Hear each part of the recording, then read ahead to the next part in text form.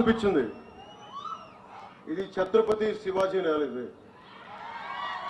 ఇలాంటి ధమ్కీలకి భయపడం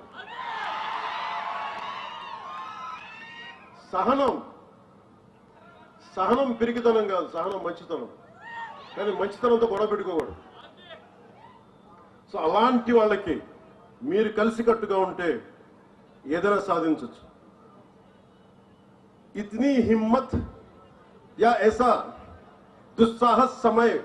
वक्त या काल चक्र में भी नहीं है कि वो जनता का रास्ता रोक सके అంటే మీరు అనుకుంటే మటుకు మన దారిలో ఎవరు ఏది ఆపలేరు మిమ్మల్ని काल चक्र या समय की धारा स्वयं उस ओर मुड़ जाती है जैसी जनता चाहती మీరు ఎలా కోరుకుంటే కాలం అలా మారిపోతే మీరు భయపడితే సనాతన ధర్మం కోసం మీరు భయపడతారా సనాతన ధర్మాన్ని రక్షించుకోలేరా ఈ దేశం ఒకసారి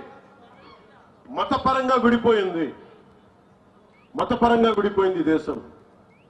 ఇది సెక్యులర్ కంట్రీ ఇది సనాతన ధర్మాన్ని బలహీనమైన ధర్మం కాదు అది చాలా బలమైన ధర్మం భరిస్తాం ఆలోచిస్తాం సహనంతో ఉండమని చెప్తాం కానీ హైదరాబాద్ నుంచి వచ్చి మేము వస్తాం చూస్తాం చేస్తామంటే అక్కడ దాకా అవసరం లేదు నేను తోడనా పోడనా ఇది జరుగుతున్నాయినా చాలా సింపుల్ గా ధైర్యంగా ఇది మన నేల ఎక్కడికి పారిపోతాం తల్వార్లు పట్టుకొని వస్తే చేతులు కట్టుకొని కూర్చుందాం ఎవరికి దమ్ముంది చేయడానికి ఇది మీరు ఆలోచించండి అందుకనే సినిమాల ఆనందం ఓజీ అనండి ఇంకోటి అనండి కానీ సనాతన ధర్మ పరిరక్షణ కోసం మహారాష్ట్ర అభివృద్ధి కోసం మరాఠీ భాష కోసం మరాఠీ సంస్కృతి కోసం మనందరం పనిచేయాలి ఈ రోజు నేను మీకోసం మీ ముందుకు అందుకే వచ్చాను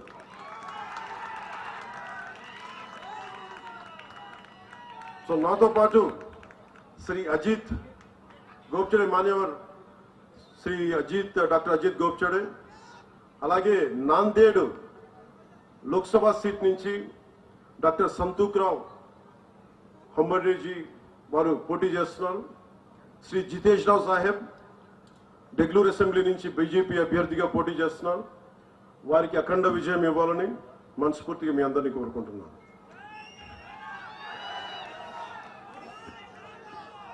సో ఎలా ముగిద్దాం సభని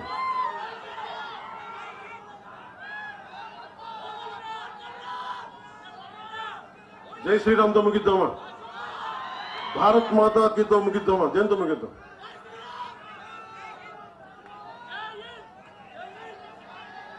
భారత్ మాత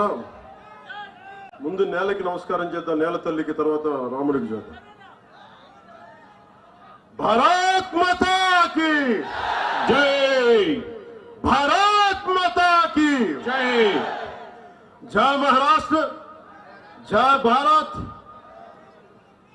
జై శ్రీరామ్ జై హింద్